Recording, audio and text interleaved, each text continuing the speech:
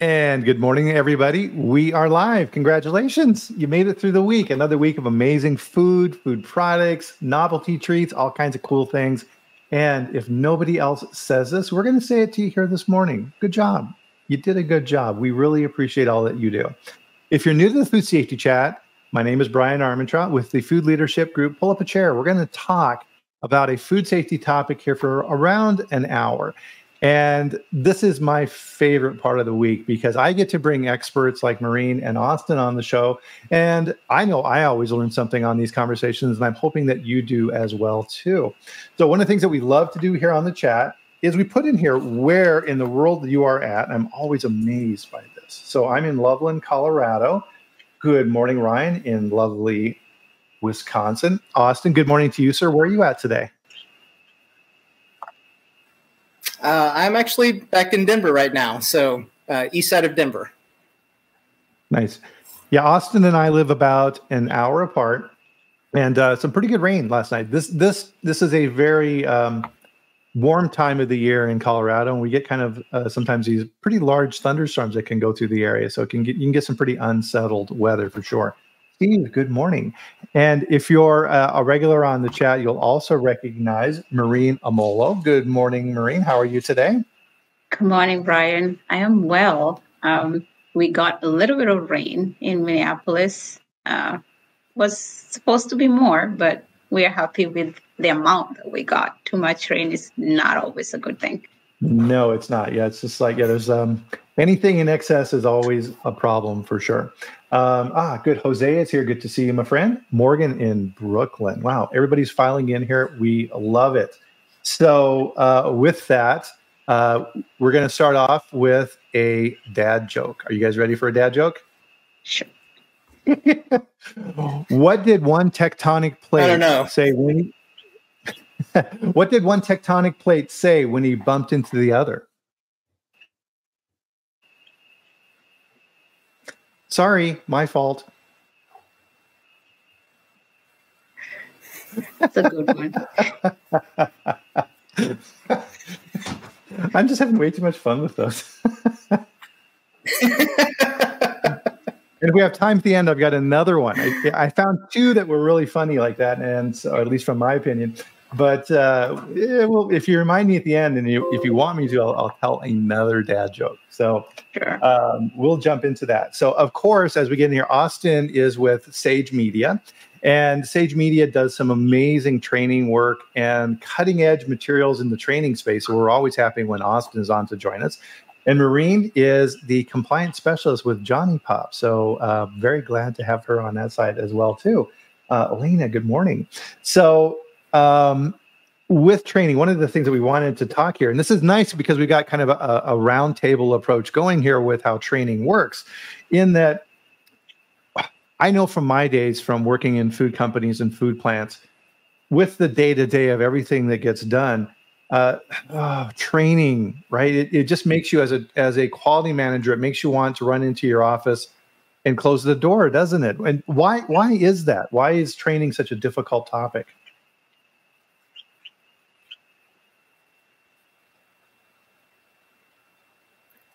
You want to take this one, Morrine?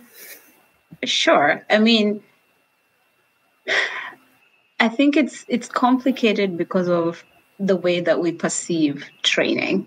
And that's my personal opinion, and it could be completely out there. But because when we think about training, often we think about something we have to do.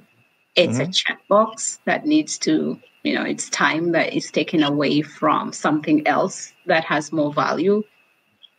I don't know that people think of training as an opportunity to learn and get better, an opportunity to save resources down the line, because when people are properly trained in the work and they foresee a future where things are better and different, you save resources because you have less rework, you have less repetition of tasks, you have less turnover. So, yeah, I think that's my umbrella view. It's negative because of the perception going in. Right. Might feel different. Yeah, it's viewed as something you have to do, and that attitude a lot of times can work its way in there, right, Austin? Yes. Yeah, sorry. I'm gonna be right back. I gotta log off and log back in. I'm having some issues here. No worries. The dog agrees. In the meantime, so repetition and tradition are important. These things too, right? So while Austin's fixing his camera, Morrine, we forgot about our beverage. So cheers. I got so excited about the dad joke, I forgot about my coffee. That's I figured you'd get to it at some point. Duncan has a good point here, and good afternoon, Duncan. So training hinges on soft skills and presentation competence, which is alien and offered set of skills. Absolutely. And it's not, presentations are not something we're trained in, is it? It's number one or number two on people's list of fears. And it's behind dying is giving presentations.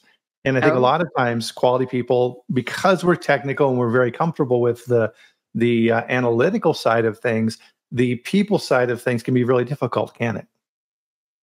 It can. And that's, if you have had me talk about the learning experience and my love for food safety, this is one thing that you've had me say over and over again, that it baffles me that we're in the business of feeding people, and yet we have a very difficult time communicating the value of our work. And that's just because of the training experience. We focus so much on how to do proper plate counts and write SOPs. Nobody ever stops and says, well, you're going to do all this great work, but at some point, you're going to have to make a business case for it. Yeah. And when I say business case, I'm not talking necessarily about finance, although that's important. It's about getting buy-in from people that you're working with. That is part of making the business case. So if what we do is seen as a bottleneck, every time we get to food safety and quality, we get to a bottleneck, it becomes something that people want to get away from, because people don't like to be constrained. They don't want their hands tied behind their back. They don't want to be stopped when they could be moving at 100 miles an hour. So really that's the way that I think of it. It's seen as a constraint, something that people need to get away from. Yeah, no, I agree. And so part of this, Morrine, is that we like things that we can measure. So we set up our key performance indicators based upon metrics. So what's our finished specification compliant rate? What's our complaints per million pounds produced? Things that, and we can absolutely measure. And I think that's why in the training field, and this rolls over into food safety culture as well, is these are soft, right? It's like, is your workforce happy? What do you mean? Are they happy? We're paying them, right? And that softer side, and it's something that you've heard me, rant on my soapbox on the chat all the time, is there's two very important skill sets we need to focus on, and it's the technical and the people. You can be the best technical person in the world, but if you can't communicate it and teach those lessons, especially to non-technical people, you're going to have a very hard time, aren't you? You are, and you learn that pretty quickly, right? And I know that people don't like to think about COVID, but as somebody who's a science communicator, COVID taught me a lot of lessons about how brilliant we are as scientists, how we are changing the world with our science. But at a time when the world really needed scientists to give us a sense of peace and a sense of things are going to be okay, the world is falling apart, but it all is going to be well. We didn't have the words. We didn't have a way to speak a sense of peace and calmness into a crisis. And so because of that, everything just kept getting worse and worse until the message was lost in there somewhere. So think of if we went into COVID with technical scientists who also had the business sense, but also knew how to communicate all of that data into something that tells people, hey, this is really bad, but we're going to be okay. And we need to do 1, 2, 3 things, and everyone's scared. Then I think things would have been different. So We have it. It's just not something we can get away from. We have to learn to do it, and the sooner we can learn, the easier things become, I think. That's a really good comparison. Thank you for that. Because in my mind, what I was thinking is, if you don't give people the information, and we see this in all areas of our lives, if you don't give people the information they need, they're going to fill in the blanks themselves. Sure. And we saw that in COVID. So if people didn't have the information, all kinds of crazy theories started popping up almost instantly as to what was going on. Austin is back. Let's add him to the stage here. Hey, cool. Change of scenery. Nice. Some contractors showed up early. So decided I had to get out of the house to let them do their thing. Hold on a sec. You just said something that I find really hard to believe. A contractor showed up early. What? No. I know, right? What an inconvenience. Oh my goodness. Hey, Joe is here this morning. Steve had a question here, guys. Let's see here. Let's pop this in here. So Steve wanted to know, do food science and safety grad programs not require students to take class presentations? What's your experience, guys? Based on my experience, yes, we are required to do presentations. However, we are presenting to other scientists and other students in our classroom. And yes, we do go to conferences and make presentations, but we are presenting on the facts and the data and the numbers. So I've been to IFP, I've been to IFT, and in each of those conferences, I'm presenting my science and comparing it to other scientists' work.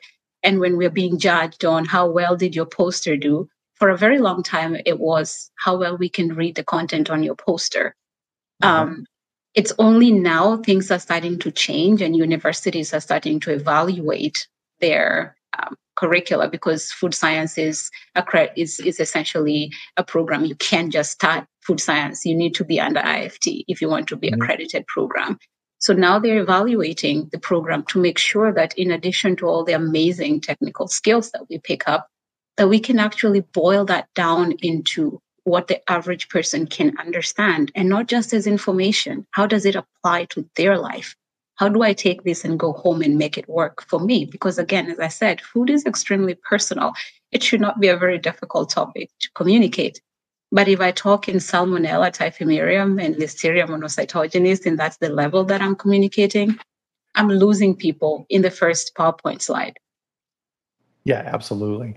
And I think also there's the aspect that just because people put together presentations doesn't mean that they have an understanding of learning theory. So I see this a lot, even in academia, right? That there's professors who really haven't studied learning design. And so they're putting together a presentation as opposed to like having that foundational understanding, because I was doing work with OSU around food safety culture, and specifically how we put together these food safety culture programs, because I think it gets into the difference between like straight didactic information, right? Because when you go to IFP, you have a very captive audience for the most part, right? These are people who want to learn this stuff. They're very interested in it. And even in those situations, even when we're really excited and interested, we can still get very bogged down or bored within the presentations, because they lack some of that just very foundational learning design and storytelling principle. No, absolutely. And I think part of this, and this is what's been interesting with the new tools with AI. So I have a program, I think it's like Grammarly or something. That's where I upgraded, and it checks your grammar and goes through and makes suggestions for your sentences. You don't even think about this. Because I'm a scientist, I think and I write in passive voice, right? Because we're used to giving that presentation from that objective viewpoint. And that spills over into my writing. And so when I write emails or anything, it will have all kinds of corrections in my writing to change it to a more direct statement. And I'm like, oh, and I didn't even notice that, right? So that even the tone you're using in your communication becomes very important as well. So That was an eye-opening experience for me, for sure. For sure. And I came from marketing and advertising a long ways back, and so that's all about active, present, voice, right? So that kind of translates through into how I create trainings as well. And absolutely. So as Duncan points out here, and these type of things are on purpose, is presentations with sound effects and other type of things, right? Why do I tell stupid dad jokes or other things here during our chat, right? This information is important, but it doesn't have to be boring, right? And so those are things that you need to build into your trainings as well. We don't sit down in the evening after a hard day of work in front of the TV and watch PowerPoint presentations. We watch stories. We watch what's going on in Yellowstone with Kevin Costner, and what's going to happen with the Vikings? Are they going to invade Normandy or not, right?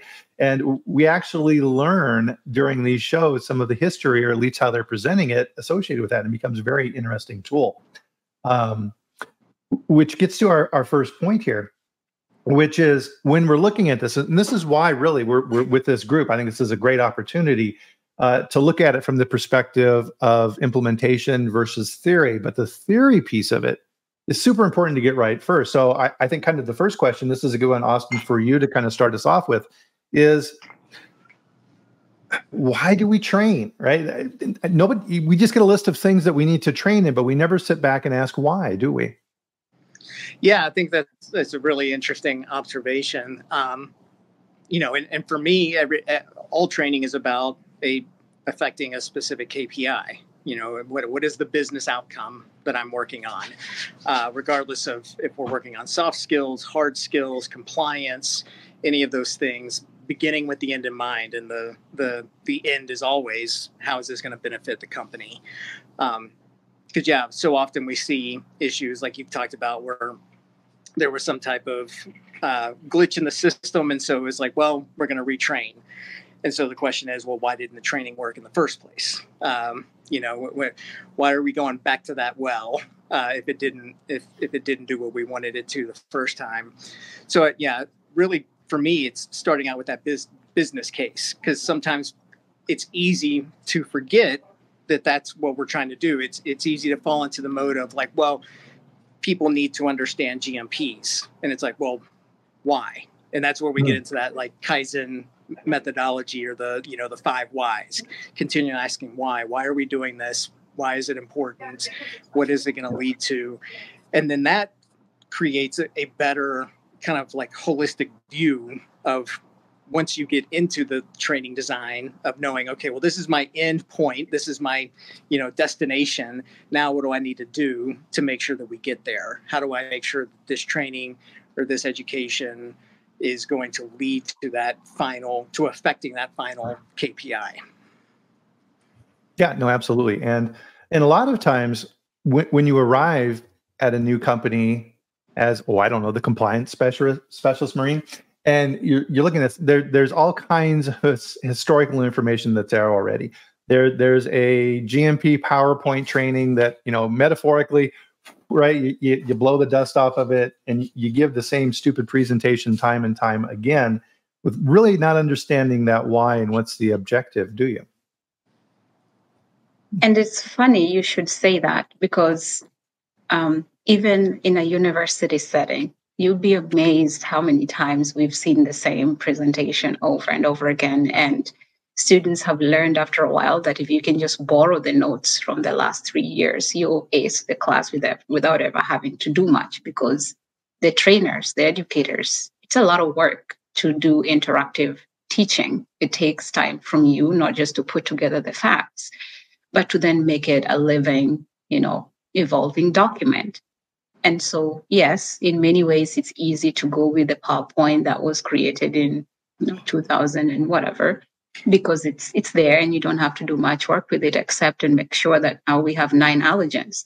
Besides that, it takes work to do good training. It's not something you just wake up and say, okay, we have a GMP training in 5 minutes. Let me pull my computer and open the PowerPoint and get going. It will not work that way. Yeah, and a lot of times in plants, then you got to round everybody up because they don't want to be there either. So you're supposed to have a class of 20 people. 3 board people are sitting there in the very back of the training room.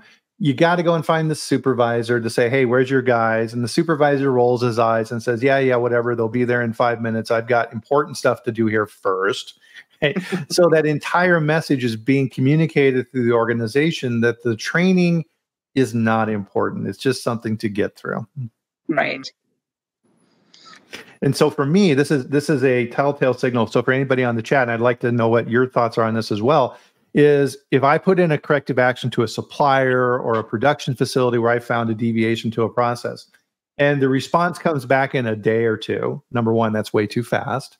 And the response back is retrain the personnel. That tells me they did absolutely nothing, right? They probably yelled at the guys. That was the training, right? And it's, I yes to what you said, and we have an internal joke about that. And I have enough friends and colleagues in the industry that I respect very much that I've had that conversation more than once. Retraining is, and please pardon my French here, it's a very lazy response to the CAPA process. Yes. Because it's a default setting. Even if that is the answer, it should have some context, right? If it's just retrain, what does that mean? Does it mean go through the PowerPoint again? Or does it mean they had the classroom part of the training and they skipped the hands-on training? Does it mean they're going to shadow somebody for a few more days just to iron some things out? Does it mean they are not fully HACCP trained and they were doing a hazard analysis when they shouldn't have been? What does retraining in a CAPA process really mean? And that's always what I default to. If the answer indeed, after you're doing your RCA properly, does come back to we need retraining, it cannot be the same exact thing that you did the first time, because obviously the first time did not work. Yeah, exactly. And so essentially what you're telling me when you say retrain is I'm going to do the same thing that didn't work the first time again. Exactly. Good plan. And not to kick a dead horse here, but every time I'm on the call, I repeat the mantra, right? Knowledge doesn't equal behavior. And so much of what we see this even in the learning industry, people who specialize in learning, hang their hat a bit too much on pass rates, right? That we did the training and people passed, and therefore this was a successful training. And absolutely not. Passing the test is the cost of entry. That's a baseline. Because everything we're doing, if we're looking to affect KPIs, means that we're ultimately looking to affect behaviors, because the only way we can affect those KPIs is through human behaviors. And so just because I was able to pass a test doesn't mean that I'm actually implementing what I've learned, or that I even have the capability to implement what I've learned. Knowledge also doesn't equal skill, right? I know, I can tell you the notes in the E major guitar scale, but I might not be able to play it, right? I know the theory of it, but do I have the skill to do it? Skill is a whole other thing that, requires much more time. And unfortunately, we don't see a lot of time dedicated to building skill. Even, a lot of the stuff I focus on, communication skills, psychological safety, food safety culture, these are all things that require time and practice and dedication. But unfortunately, we don't really get a lot of time on the job to do that, which I think is going to kind of dovetail into a lot of what Morrine will talk about with the idea of like scaffolding and how we create that environment where people can build skill and not just knowledge. Yeah, absolutely. And that's a super important point. I want to reemphasize that as well, is the most effective training in a plant doesn't take place in the learning room. It takes place on the floor. So the supervisor who's working with the operator and says, hey, welcome to the company, Austin, glad to have you here. I'm going to do some training with you. I'm going to teach you how to tear apart the head on a positive displacement pump, right? You can read through the document. Great. That gives you a little bit of understanding, but to your point, you have to do it. So the supervisor will say, okay, Austin, here's what you do first. You take out these bolts, this plate comes off, make sure that this seal in here is clean, take the lobes off, inspect the lobes, make sure they're not damaged, et cetera, et cetera. And you take notes and watch. And then at some point in time, the supervisor turns to you and says, okay, great. Here's another pump. Do it yourself. I'm going to watch and see how you do it. And then you're going to make a couple mistakes. And then the supervisor will go, no, no, no. You forgot to put the gasket here. Oh, crap. You're right. You're right. If that gasket isn't in here, here's what happens. All of the milk is going to go by. It's going to go all over the floor. And I'm not going to be a very happy supervisor. And you're like, yeah. Right. Let's do it again. And again, until that supervisor is comfortable with how you're performing, right? Yeah. Repetition is the mother of learning. And so I'm curious about this here as well. Is Ryan has a really good point here too, and this is part of human nature as well. Is that start with an off-topic conversation, right? And so in NLP, neuro-linguistic programming, thank you, is part of breaking patterns is really, really important. People have set scripts that they run.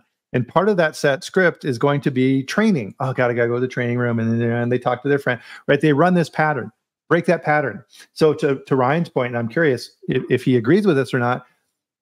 Hey, guys, instead of training in the classroom today, it's a beautiful day. Let's go out on the lawn. We're going to train on the front lawn of the plant today.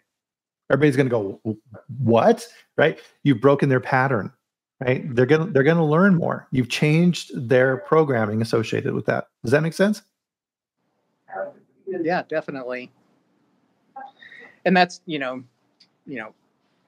think whenever we can break away from just using PowerPoint slides with bullet points, PowerPoint in and of itself, I think gets a bad rap. PowerPoint's just a tool. I don't think there's anything wrong with PowerPoint in itself.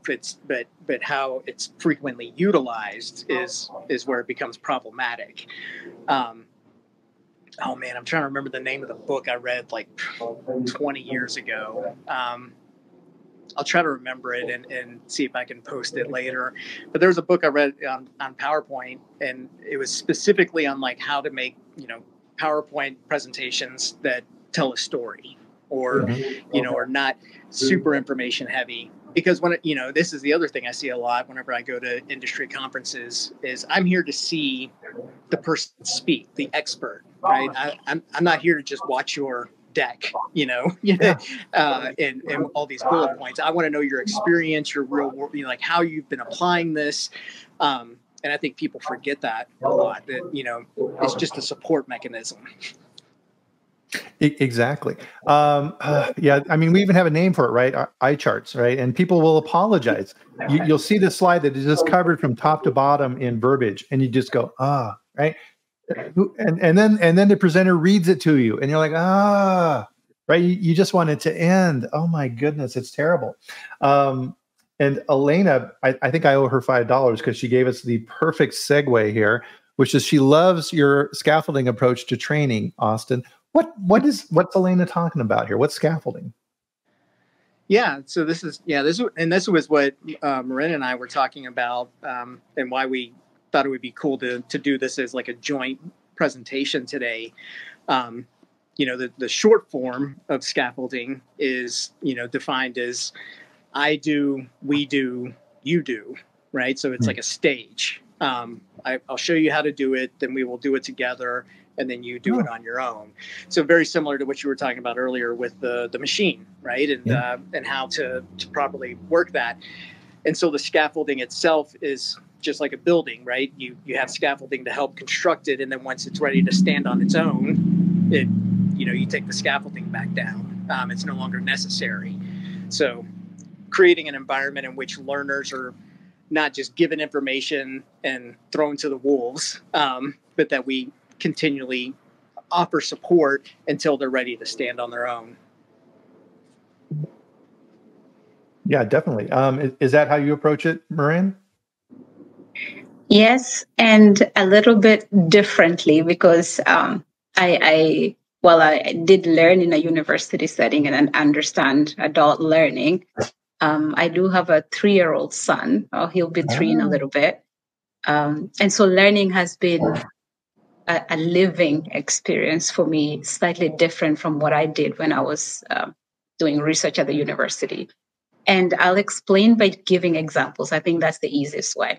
Mm-hmm. So there are two examples I'd like to give of skills that my son picked up by the time he was 2.5. One is, I love jigsaw puzzles, so it was natural that I'd expose him to those really early.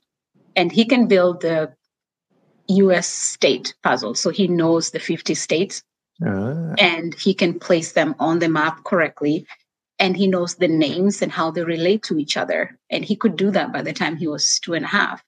And how did we do that? We started with the basics of things we know. We know colors, we know shapes, we know sizes.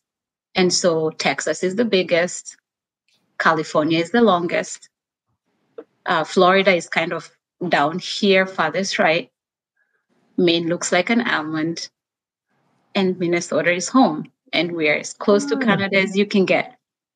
And so over time, we filled in the other spaces like North Dakota, South Dakota to tell it North is up and South is down.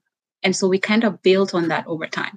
And as we were learning the names, we learned the names and the cities that go with them. So we did Minneapolis, Minnesota, Denver, Colorado. So now he knows the states, where they are, what colors they are on his puzzle, and the state and the capitals that go with those states. The other thing that we did was, in addition to learning shapes and colors, we interacted with our environment as we'd go out for a walk. So we were doing things in the house with books and charts, but when we went out, those things became alive. So we'd stop and we'd say, oh, that's a stop sign. What does a stop sign say? It says mommy and baby need to stop. The cars need to stop so nobody gets a boo-boo. And so we kept building on that. And then we picked up, okay, stop sign has a color. What color is it? It's red. Well, it's red, but it also has a shape. What shape is it? It's not a circle, but it kind of looks like a circle it's kind of funny, the circle. And because he knew how to count, we started to count the sides. So eventually he knew that a stop sign is red and it has 8 sides. And so that's when I think about scaffolding, yes, what Austin said, but from a child's perspective, they come into the world not knowing very much and they have to learn everything. So they don't have anything to hold on to. And so giving them very little bites of information and then building on that every time so that squares have colors, squares have sides that have numbers. And as they're learning their ABCs, you start to add so they can enunciate things. And eventually they start to join those things together and we form sentences. So that's what I think about when I think about scaffolding, from the building, certainly, but also from our own learning experience. How can I learn like a 3-year-old where in a new environment where I absolutely don't have much information? It's a new area for me, but I do know some stuff. I'm not a blank slate. Nobody is in their 30s and 40s, right? At that point, you've amassed a majority of knowledge about different things. So always start with, what do I know? And then very little baby steps towards the one thing that you want to learn that you don't know. That's the biggest lesson I've learned from watching babies grow, I guess. That's a brilliant lesson. That's not something that stops when you're a child. That's how everyone learns. And you would never dream of putting together a 75 slide PowerPoint with all the states and then sitting your child down in front of a projector and saying, okay, we're going to learn the states now. So first up, we're going to do these in alphabetical order. And then there's going to be a test at the end, right? 3 minutes into it, the kid's gone. Right, the kid's gone. They're out of there. But but also what she was talking about transfers into adult learning as well, because one of the big elements of adult learning is leveraging the experience that people have, and how do we bring that experience into the classroom so that we're not speaking down to them. I think that's another issue that people have with training, is they feel like it's demeaning or belittling, or it speaks to them in a way that's insulting. And so finding ways to bring their own worldly experience to the table is very motivating. So, motivation theory is a big passion of mine, and how do we create learning environments that are motivating and specifically intrinsically motivating, right? Where that motivation comes from within. And we know that one of the key elements in driving that intrinsic motivation is a feeling of competence. that I'm good at what I do, that I have knowledge. So creating opportunities for people to share that knowledge or bring that experience in the classroom, so that they realize that it builds that not only motivation, but confidence, right? And lowers that feeling of like being spoken down to. Because now I'm able to share my own experience. And what I love about facilitating classes is how we bring these different people together into a room and we all learn from each other. And that's one of the most like powerful aspects of learning, is bringing all these adults together that have 20, 30, 40 years of experience and different ways of doing things, right? There's not always just one way to do something. So we learn from that. But yeah, that's, leveraging that existing knowledge that people have, I think is really important. And that gets into this other concept around like inductive learning, where you're really engaging the class in a way where you're asking them, how would you do this? Right. And so you start to, so now you've got them thinking about, well, how would I do that? As opposed to just being told how to do it. So there's so many different ways to approach this within the training environment. No, that's a good point, because back to our experience in educational settings in the past, a lot of times, especially in, let's say, courses like in the biological sciences, a big part of those courses was the lab work. Right? Okay, fine. You look at some stuff in the books and you learn about gram negative, gram positive. What's in a frog. And then you actually go to the lab and you do those things, and much more valuable and actually touching, engaging your senses. And really within Morrine's story, we heard that built into her story. She started off with her child as, okay, which shapes are bigger than the other shapes? Oh, well, mom, this shape is much bigger than this one. You're right. What's the next biggest shape, right? And then, all right, which shapes are red? Which, and then building upon that knowledge base and doing it in a way that gets their attention.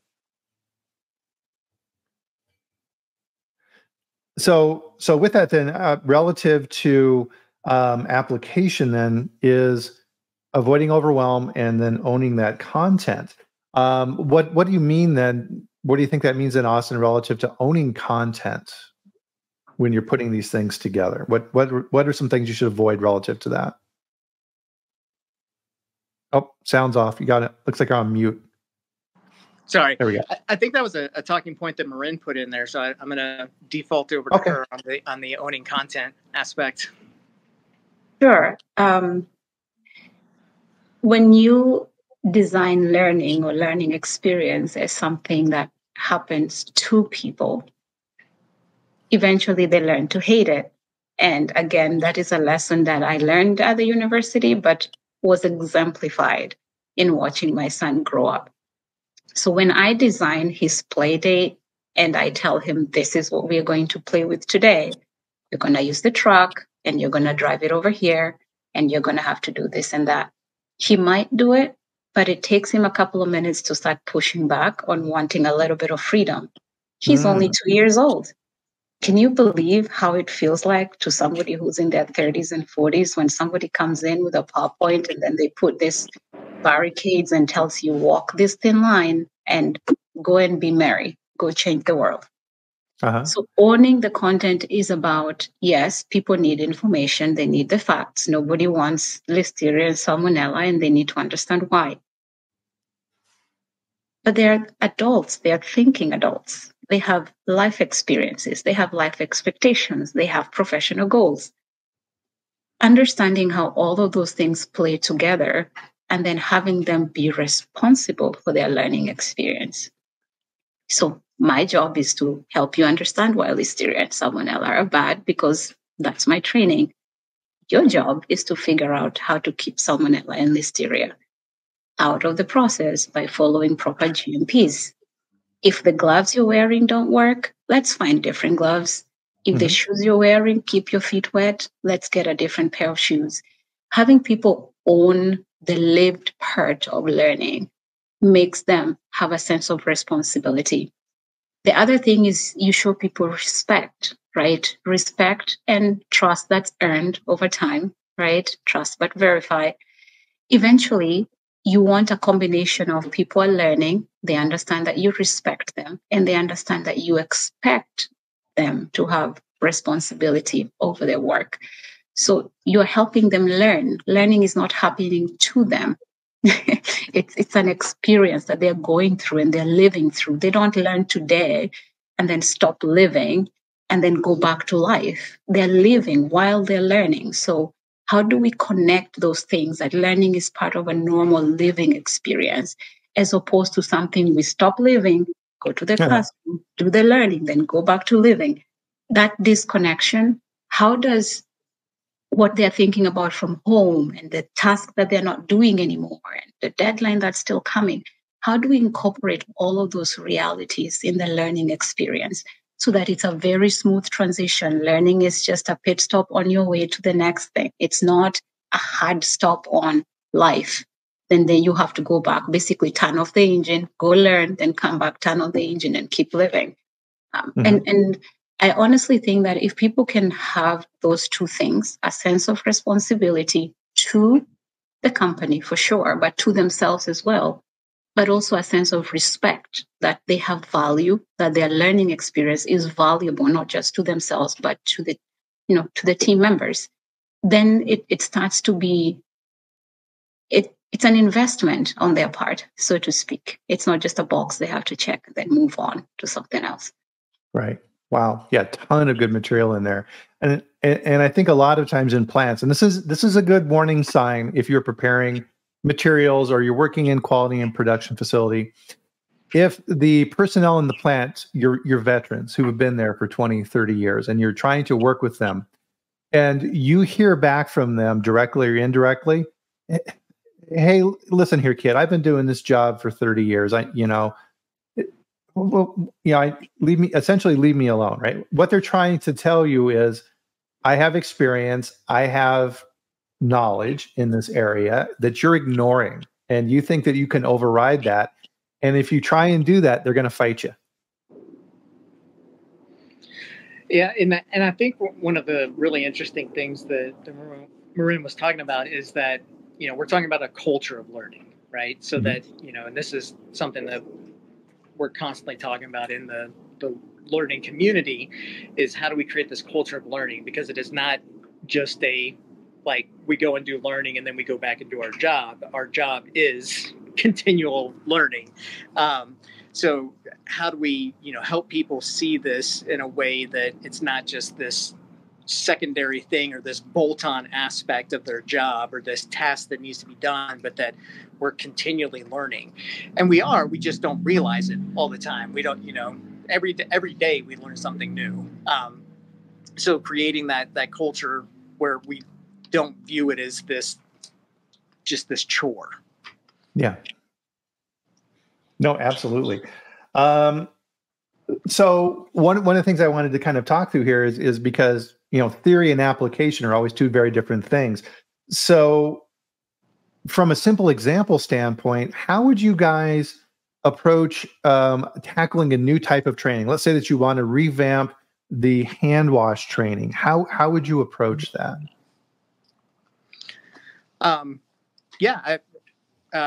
The first thing I would do is look at, why are we washing our hands? What's the specific issue that this is resolving? And then the next question is, well, what behavior is necessary, right? Because a lot of times what we find, and especially in hand washing, is that it might not be a knowledge issue, right? Is it a knowledge issue? Is it a skill, right? Do people understand the importance of it, but they don't know how to properly do it? Is it an environmental issue? Are there not enough hand washing stations? Are they not easy to access? Are they not able to dry their hands properly? Are they not provided the time? So these are all the questions that we want to look at early on to find out, okay, well, what actually is the problem here, as opposed to just assuming that people don't have the information. Because I think that's where most people start. They assume that, they just need to be given the information and then they'll do better. But I can have all the information in the world and have the skill to wash my hands, but I'm in an environment where it's a 20,000 square foot facility and there's 2 hand washing stations, right? That's no longer a knowledge or a skill issue. That's an environmental issue that needs to be worked on. So really identifying root cause of what we're focused on. So it sounds like what you're saying there, Austin, then too, is it would really be beneficial to just sit back as you're thinking about this and doing some observation. Would you agree with that, Morrine? I do. And to Austin's point, the idea of hand washing, I know you and I were laughing about this when we were preparing, that starting with these are your hands and this is what hands do, right? Wow. Yeah. We are back to that condescending tone again, right? The average adult knows to wash their hands. Most people do wash their hands. The only difference is when you're preparing food for other people and you're in a facility where you're outputting, thousands of something, you need extra precaution. Kind of like you don't want your surgeon to rush through their hand washing process, even though they know how to wash their hands. You want them to do it twice if they need to, just so they don't get germs into you while they're doing the surgery, right? It's kind of the same thing. The consumers expect us to take that extra second to quadruple check that our hands are clean. And so hand washing is more about connecting to the human weakness of rushing through a task that we know how to do well than it is about teaching people to wash their hands. So if you are going to do a hand washing training, sitting in a classroom and talking about it probably doesn't do you very much. Probably better to go by the hand washing station and have everybody practice to wash their hands. There's this exercise we used to do at the university where the teacher would bring the glow germ and we would get it nice and then we'd go and wash our hands. And it was hilarious how many times we had to wash our hands before we got the whole thing out. And the same thing you see with like if you're training people in an extension setting and you're in a kitchen setting, you have them wash their hands like they normally would, but they have the glow gel on and then go about their business, prepare the chicken, whatever. Then at the end of all of that, when they think they've done proper cleaning, then you turn off the lights and shine the light and they can just see where their fingerprints are. And essentially you're teaching them that you're doing what you know is right. You're washing your hands exactly how you know it's right. But look at all the places that if this was salmonella, this is all the places that you now have salmonella. So it never, in hand washing, it rarely is an issue of lack of knowledge. It really is about just having people stop and realize that you might need an extra. The 20 seconds are there for a reason. It's a good estimate of how long it takes to thoroughly wash your hands. And there are many training situations that are like that. Well, and what I love about your example there is this correlates directly to your story with your child and the map. You're building on their knowledge. It's like, okay, hey guys, I understand that you know how to wash your hands, totally get it. But here we're washing our hands to a technical standard. We have a little bit higher to go. So let's kind of go through that. And what I love about the glow germ and these other examples like this is you're getting people involved, you're getting them engaged, you're breaking them out of the, oh God, a PowerPoint mentality. And people will then start acting like people in the training class, right? So if you've got a couple of guys who are on that team who are buddies and love to give each other a hard time, they're going to start razzing on each other. It's like, hey, Bill, you learn how to wash your hands. Oh, I know what I'm doing. No, you're not. Look at all that, and they start teaching each other that they're reinforcing the behavior amongst themselves. And it's gamified in some ways when you're doing those type of activities. Does that make sense? It does. Definitely. And another issue that, there's so many, hand washing is such an interesting topic in and of itself, and it's such a basic one. But, even assessing the cultural impacts, so when we talk about this concept around food safety culture and what it means, I could be taught that how to wash my hands, develop the skill. I'm in an environment where there's plenty of hand washing stations, but every time I go to wash my hands, I'm given a little side glance for being off the line, or if I'm taking too long, or, so if the culture, from leadership and others is that like, hey, you're taking too much time, but we're saying take the time to wash your hands. Well, now there's a conflict within the culture as well. Leadership is not reinforcing what they have been taught. And so that's a whole other kind of ball of wax that has to be addressed, because, you know, and that's why I say it's so fascinating, because it seems like such a simple topic, and it's like, and there's so many reasons as to why people could not be washing their hands appropriately. And then you get into other cultures, right? Like regional cultures, and, you know, the consistency of washing their hands just day to day, right? When they're not at work. And how does that come into play? So yeah, so that's why I'm so big on needs analysis, because otherwise we waste time and money just making assumptions and continuing to. And training is expensive to do, especially if it's not working, right? If we keep doing the same training, we're pulling people off the line, we're spending that money to do something that's just not working.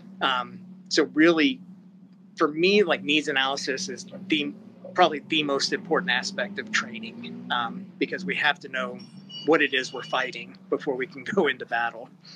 Exactly. Well, and I think an important message that we need to get across to everybody here is, I would estimate, and correct me if I'm wrong on this, Austin, that 60% of your training is more of this prep work than it is actually giving the presentation, isn't it? Oh, God. That 98% wow. is prep work. I mean, because, you know, because of the fact that, like I said, there's just so many factors at play here. And whether it's, you know, the cultural aspect, the knowledge aspect, really identifying that, and then figuring out, okay, well, how do we create the correct training to address this specific need that we have? Mm-hmm. So yeah, the vast majority of what I do is really digging. It's like a cultural anthropologist. Well, and in there as well, and I want to bring this point out because it's inherent in our conversation around this topic, is trust. So, for example, let's say that you put in your presentation a picture of somebody in the plant washing their hands incorrectly. Oh, that's a really bad idea. Yes. Oh, right. You've called that person out for bad behavior, and now that person is embarrassed. Everybody is going to give them a hard time. You're shaming that person in front of their peers. You want to ruin a training. That's a really good way to do it. Oh, yeah, definitely. I would not want to do that. That's why I remember in my 20s working in sales and having to do the sales training in front of like a group of people, where you like do a mock pitch to a client in front of a group of like 40 other salespeople. Uh-huh. And you talk about a group of people who like to razz each other. That was a terrifying experience. And so I always hated that, you know, like where I have to like do a mock presentation in front of a group of people. Yeah. And that, I'm sorry, go ahead, Morrine. Sorry. No, I was just going to comment very briefly and say that goes back to that aspect of respect, right? When you respect people, your goal is never to embarrass them. And to Austin's earlier point, why are we doing the training? If your goal is to get people to be on board and actually listen and practice new things, starting with embarrassing them. Think about that. If you start anything in life with embarrassment, it's downhill from there. It's normal for our gates to come up and then we shut off, and then it's work. So pointing out negative behavior, unless you're doing it in a peer education setting where it's constructive and there's a wall built around it and it's contained, you should never do that. Embarrassing people just is never a good idea. Yeah. I was talking to my wife just a couple of nights ago, and, you know, when she was growing up, she took violin lessons, and it was very regimented, and she doesn't play anymore. She hates violin. But, you know, one of the things that was big about the school of music that she went to was that, like, the parent is supposed to always be there when you're practicing, to like watch you practice. And I picked up guitar when I was 12 years old, didn't really have any formal training at it, and I still love it today. And I was telling her, I was like, I couldn't imagine my parents sitting there watching me fumble through this uncomfortable situation and judging me. And it's like, I need, you know, that quiet time to process and learn how to do this without someone staring at me doing it. So there's just so many different psychological aspects of how we learn and how we consume information and how we develop these new skills. Because I was like, I don't want someone to watch me fumble around for the first few hours here as I'm working on this. Like, give me a little bit of time and then let me come back and be able to show you what I've learned. Mm-hmm. Yeah. And then that becomes a sense of pride, right? As a child, now you get to run up to your parents and say, let me show you what I've done.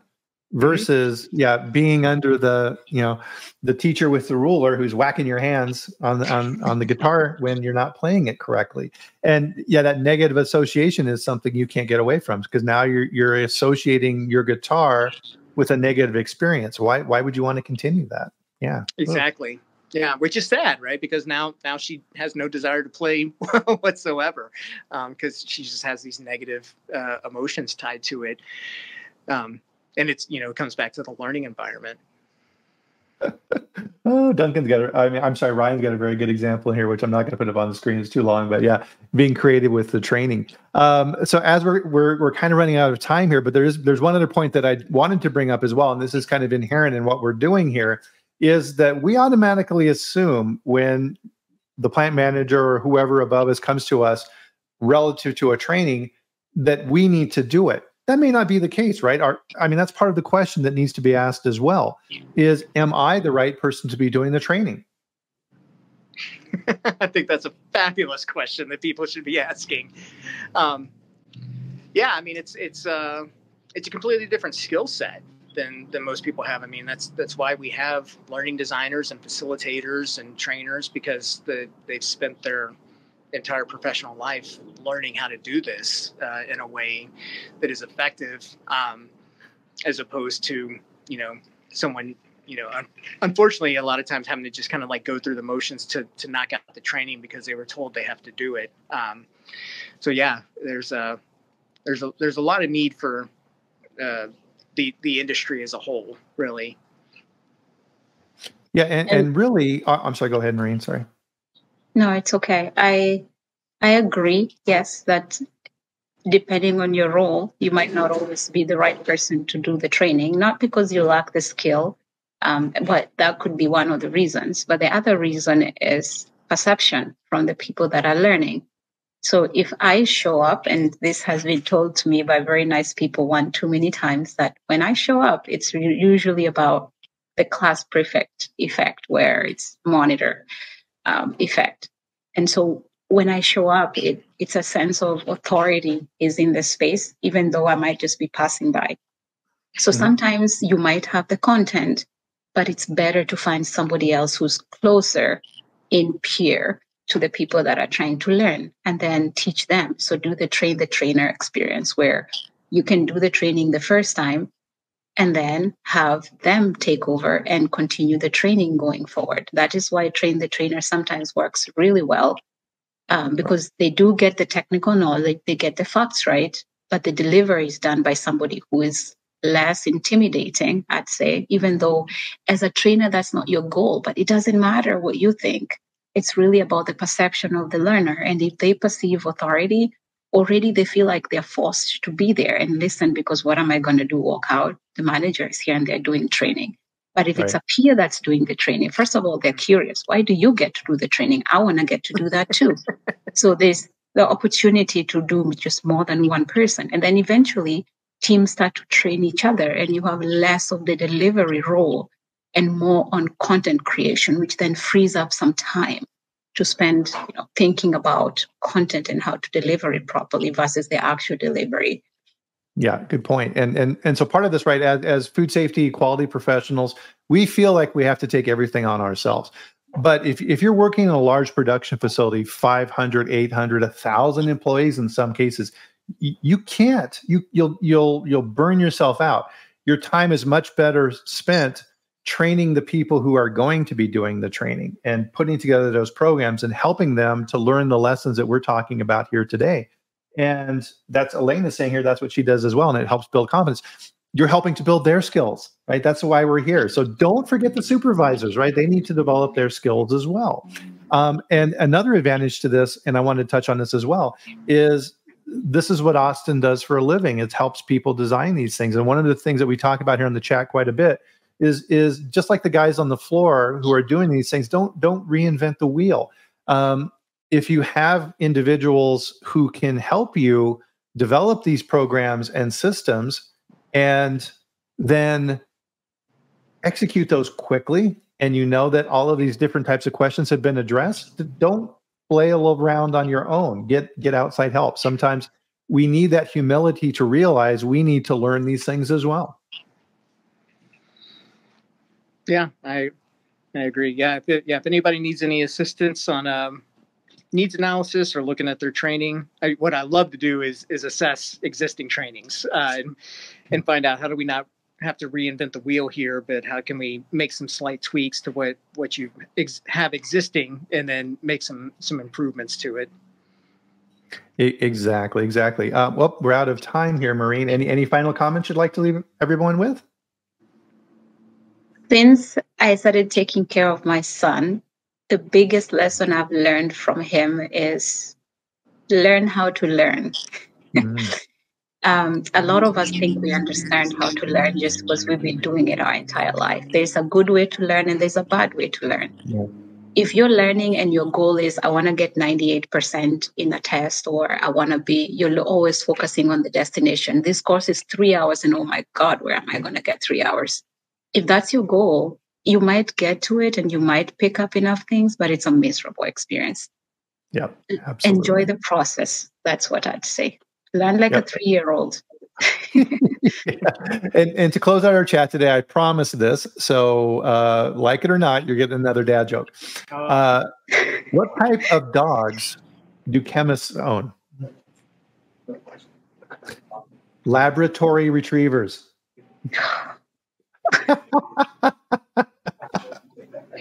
That's it. Wah, wah, wah. And on that note, we'll close out this bad joke food safety chat for this week. Morrine, Austin, thank you very much. And thank you, everybody. Fantastic input as usual. I appreciate it. Great comments. Fantastic. And yeah, use GlowGerm. It makes your presentations around hand washing that much more interesting. Always use props if you can use props, right? So dad jokes are corny, but they're fun, right? Because they help. We're learning, but we're also having fun in a goofy way. So don't forget that. So with that, we'll bring our chat to a close this week. Another great one. Thanks, everybody. Greatly appreciate it. And life is a balance. So in the meantime, go out this weekend, have a little bit of fun, enjoy yourself, get back in the saddle next week, do it again, and join us next Friday at the same time. So 8 a.m. Mountain Time, 10 a.m. Eastern on LinkedIn and YouTube, where I will bring on more fantastic experts like we had here today. So see you back here next weekend and have a great one. Bye, everyone. Awesome. Have a great weekend.